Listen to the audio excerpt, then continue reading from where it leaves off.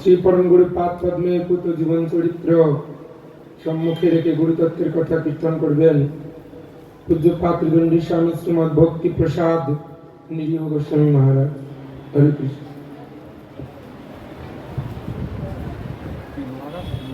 वंदेऽहं श्रीगुरु श्रीयुतपदकमलं श्रीगुरून् वैष्णवांश श्रीरूपं स्वद्रजातं सगणरघुनाथानितं तं स्वादिवं सद्वैतं सर्वदूतं परिजनम् कृष्णचैतन्यदेवं श्रीराधा कृष्णपदनिसवनललिता श्रीविशाखानितंस वाञ्छाकल्पतरुभ्यश्च कृपासिन्धुभ्येव च पतितानां पावनेभ्यो सर्ववैष्णवेभ्यो नमो। जय श्री कृष्ण चैतन्य प्रभु नित्यानंद श्री अद्वैत गदाधर श्रीवासादि गौर भक्तवृंद।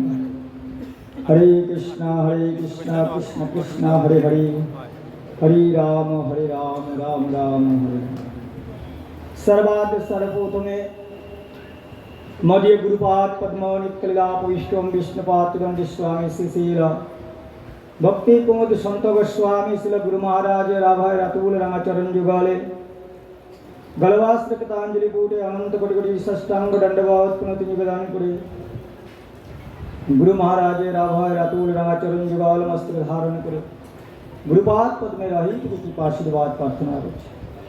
तत्पश्चात रूपानुग गुरुवर्ग मंचे सभार सभापति आश्रमेर पूज्यपाद दंडी स्वामी श्रीशील भक्ति गोपानंद बन गोस्वामी महाराज समस्त त्रिदंडीपाद सन्यासीगण ब्रह्मचारी वृंद भक्तिमती मातृमंडली सकलेर पाद पद्मे अनंत कोटि कोटि षष्टांग दंडवत पुनति निवेदन करे सकलेर रहित कृपा आशीर्वाद प्रार्थना। यत्रौ भगवद वचनां श्री गुरुपाद पद्मं निमित्तमात्रं भवो भक्ति प्रसाद निरियम। श्रील भक्ति हृदय बलदेव गोस्वामी महाराजेर शुभ 125तम आविर्भाव तिथि। शास्त्रे बोलছে कृष्णम वंदे जगद्गुरु भगवान गोविंद सुंदरी তিনি জগৎগুরু।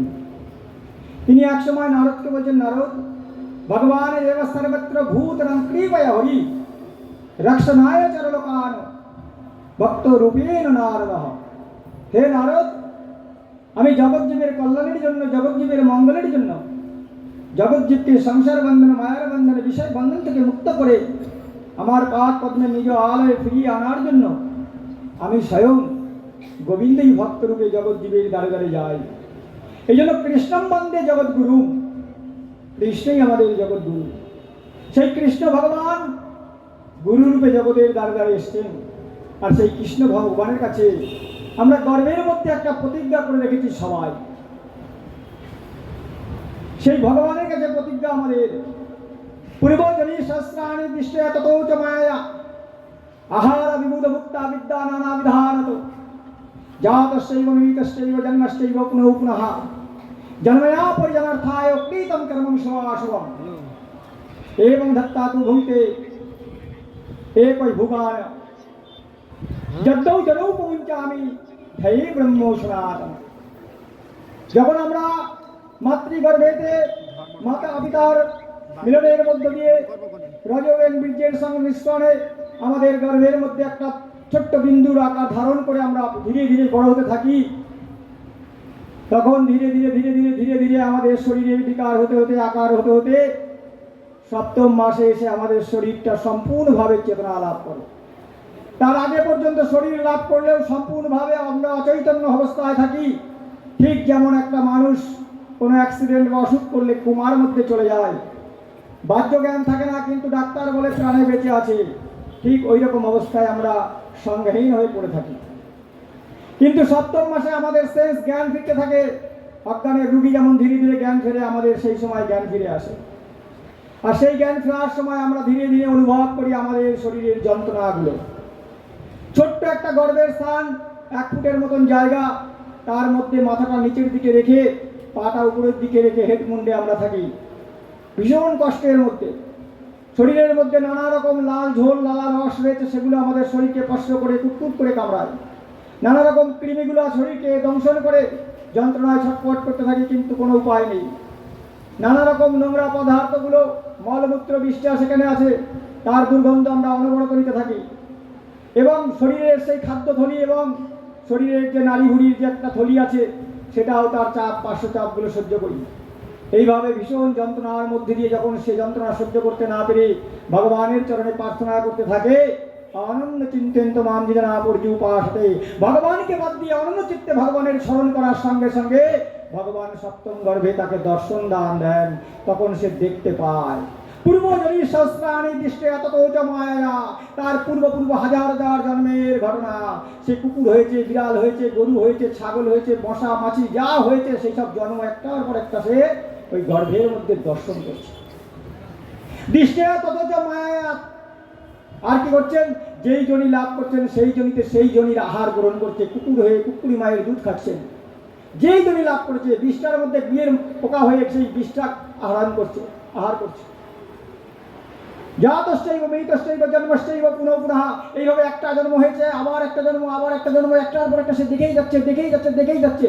জন্ময়াজ পরিজনার্থায় কৃতম কর্মং শুভাশুভম। এইভাবে জন্মাতে গোবিন্দের কৃপা এক সময় সে দেখছে সে মানব হয়ে জন্মগ্রহণ করেছে, ওই গর্ভের মধ্যে এসে দেখছে। এবং মানব হয়ে জন্মগ্রহণ করে সে দেখছে যে সে কত শুভ অশুভ কর্ম করেছে। কুটুম্ব পোষায় বৃহৎ নিজ আয়ু না বুদ্ধি তথ্যম বিমর্তম প্রমর্তম। সে প্রমত্ত হয়ে মায়াবস্ত হয়ে ওই কুটুম্বের ভরণ পোষণের জন্য তার জীবনের মূল্যবান সময় কৃষ্ণ ভজিবার করে সংসার আইনু এটা ভুলে গিয়ে মিছা মায়ায় বদ্ধ হয়ে ওই কুটুম্বের ভরণ পোষণ লেগে গেছে এবং তাদের জন্য বহু শুভ অশুভ পাপ এবং পুণ্যের কর্ম করতে থাকে। কিন্তু সে দেখছে যখন কর্মফল ভোগ করতে হলো, একা কৃতেন গচ্ছ গতস্তে ফল ভোগিনা, ওই কর্মফল ভোগ করার জন্য কেউ তার কর্মের ফল ভাগিদার হলো না। ওই পাপের ফল তাকে একা একা ভোগ করতে হচ্ছে। তার স্ত্রী পুত্র পরিবারের জন্য সে করেছিল, কিন্তু কেউ তার কর্মের ভাগিদার হলো না। পদ্মপুরাণ বলছে না পিতু কর্মণঃ পুত্র পিতো পুত্র কর্মণঃ স্বয়ং কৃতেন গচ্ছন্তি স্বয়ং বদ্ধাসা কর্মণা। না পিতার কর্ম পুত্র ভোগ করবে আর না পুত্রের কর্ম পিতা ভোগ করবে। স্বয়ং কৃতেন গচ্ছন্তি স্বয়ং বদ্ধাসা কর্মণা। তার নিজের কৃত কর্ম ফল তাকে ভোগ করতে হবে। তাই গর্ভে বসে সে দেখছে একা কৃতেন গচ্ছ গতস্তে ফল ভোগিনা, তার কর্মফল কেউ ভোগ করছে না। কঠিন যন্ত্রণার কর্মফল ভোগ করতে করতে সে ভগবানের কাছে প্রতিজ্ঞা করছে যদ্দৌ জনৌপমুঞ্চামি, হে গোবিন্দ এই গর্ভ যন্ত্রণা থেকে মুক্তি দিয়ে তুমি আমাকে সংসার বন্ধন থেকে মুক্ত দিয়ে ওই মর্তভূমিতে পাঠাও। তোমার কাছে এই গর্ভের মধ্যে প্রতিজ্ঞা করলাম হে প্রভু, এই জিউ ভাই তোমার নাম করবো, তোমার প্রসাদ পাবো, তোমার গুণগান করবো, তোমার কীর্তন করবো, তোমার ভক্তের সঙ্গ করবো, তোমার মহিমা গুণ কীর্তন ছাড়া কিছুই করবো না। যদ্দৌ জনৌপমুঞ্চামি ধ্যানে ব্রহ্ম সনাতন, তোমার কাছে আমি প্রতিজ্ঞাবদ্ধ থাকলাম। কিন্তু সংসার থেকে যখন ভগবান কৃপা করে করুণা করে ওই গর্ভাশয় থেকে আমাদেরকে বের করে দিলেন, তখন আমরা কি হলো করি মায়া জালে মায়ায় পড়ে গেলাম। মম মাতা মম পিতা মমেয়ম গৃহিণী গৃহম এবং বিদম মমত্তম বৎস মোহইতি তত্ত্বতে। আমার মাতা আমার পিতা আমার বাড়ি আমার গাড়ি করে আমি আর আমার মোহতে আক্রান্ত হয়ে গেলাম। তাই এইভাবে আক্রান্ত হতে হতে হতে হতে যখন অন্তিমকালে আমরা প্রাণ ত্যাগ করলাম, আর আমাদের সনাতন ধর্মের বেদের কর্মকাণ্ডের বিধান দিল যে হে পিতা পুত্র বড় ছেলে বা তার যদি পুত্র থাকে সেই পুত্র গিয়ে শ্মশান ঘাটে তাকে মুখাগ্নি করে মুখটা পুড়িয়ে দিয়ে বলে পেছনে ফিরে চলে আয়, পেছনে ফিরে তাকাবি না। কেন? হে পিতা তুমি গর্ভের মধ্যে ভগবানের কাছে প্রতিজ্ঞা করেছিলে ভগবানের নাম করবে, ভগবানের প্রসাদ পাবে, ভগবানের গুণগান করবে, ভগবানের প্রসাদ পাবে, ভগবানের ভক্তের সঙ্গ করবে, কিন্তু তুমি নিজেও সেই কথা পালন করো নাই। আর আত্মতে যায় এতে পুত্র আমি তোমার পুত্র রূপে জন্মগ্রহণ করেছি, তুমিও আমাকে সেই শিক্ষা দাওনি। তাই আজ তোমার মুখে পুড়িয়ে মুখ পোড়া করে দিলাম। তুমি মুখ পোড়া মুখ কাউকে দেখাবে না, তাই নিজ পুত্র তার মুখ দর্শন করে না, সবসাথে ফিরে আসে। এই জন্য সকলের কাছে প্রার্থনা ভগবান কৃষ্ণ গোবিন্দম কৃষ্ণম বন্দে গোবিন্দম, কৃষ্ণের কাছে প্রতিজ্ঞাবদ্ধ, জগৎগুরুর কাছে প্রতিজ্ঞাবদ্ধ, আমরা ভগবানের ভজনা করবো। তাই মুখ পোড়া কেউ হবেন না। আজকে ছিল প্রত্যেকটাই বড় গোস্বামী মহারাজের 125তম বিভক্তিতে সবাই প্রতিজ্ঞাবদ্ধ হন। আমরা গোবিন্দের কাছে পাদপদ্মে যে প্রার্থনা করে এসেছি কৃষ্ণ ভজন গোবিন্দ ভজন করবো, জগৎগুরুর ভজনা করবো, সেই কৃষ্ণের পাদপদ্মের ভজনা যেন আমাদের হৃদয়ের মধ্যে থাকে। ইদম সংস্মরণাৎ পুংসাম সদ্য শুদ্ধন্তি বৈ গৃহা। যাকে স্মরণ করলে, যাকে স্মরণ করলে, যাকে চিন্তন করলে গৃহ পবিত্র হয়, মন পবিত্র হয়, চিত্ত পবিত্র হয়। সেই বৈষ্ণব ঠাকুরের স্মরণ মরণ গুরু স্মরণ এবং কৃষ্ণ মন্দির জগৎগুরুর বন্দনা করে আমরা আমাদের জীবনকে ধন্য করবো। পঞ্চাকল্পতরু ভবিষ্যৎ ভবিষ্যৎ ভূমি নমো নমঃ। কি করে দূর করবো? বলে তো তোদের পাপ দূর হয়ে গেছে। জগায় মাথায় বলে আর না রে প্রভু, আমরা যদি গুরু বৈষ্ণবের চরণে আশ্রয় করে বলি যা করেছে করেছে প্রভু, গুরুদেব আমাদেরকে উদ্ধার করে গোবিন্দ চরণে সেবায় নিযুক্ত কর। নিতাই গৌর প্রেমানন্দ।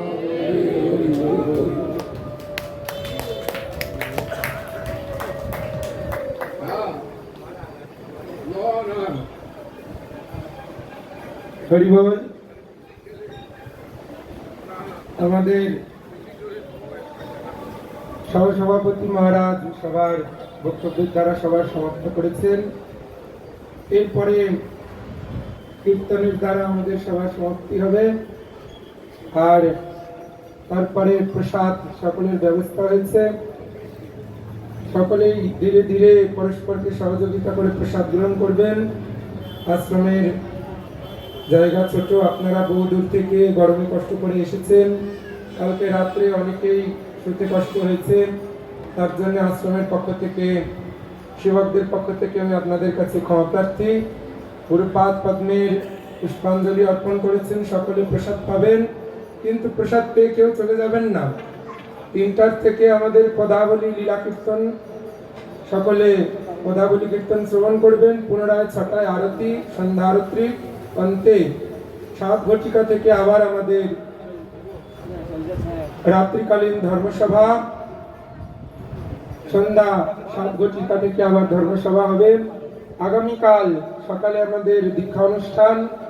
আপনারা যারা দীক্ষা গ্রহণ করবার জন্য সংকল্প করে এসেছেন তারা পূজ্যপাদ বিষ্ণুপদ দাস আধিকারী প্রভুর কাছে নাম নথিভুক্ত করবেন, এবং সমস্ত গুরু ভাই বোন, আমাদের আশ্রমবাসী ভক্তবৃন্দ এবং যত অতিথি মহারাজগণ, ব্রহ্মচারীগণ এসেছেন, সকলের কাছে একটি বিশেষ ঘোষণা। প্রত্যেকবারের ন্যায় এইবারেও আমাদের শ্রী গুরুপাদ পদ্মের শুভ আবির্ভাব তিথির ব্যাস পূজা, অর্থাৎ তিনি 97 বৎসর পূর্ণ হবেন, 98 বৎসরে পদার্পণ করবেন।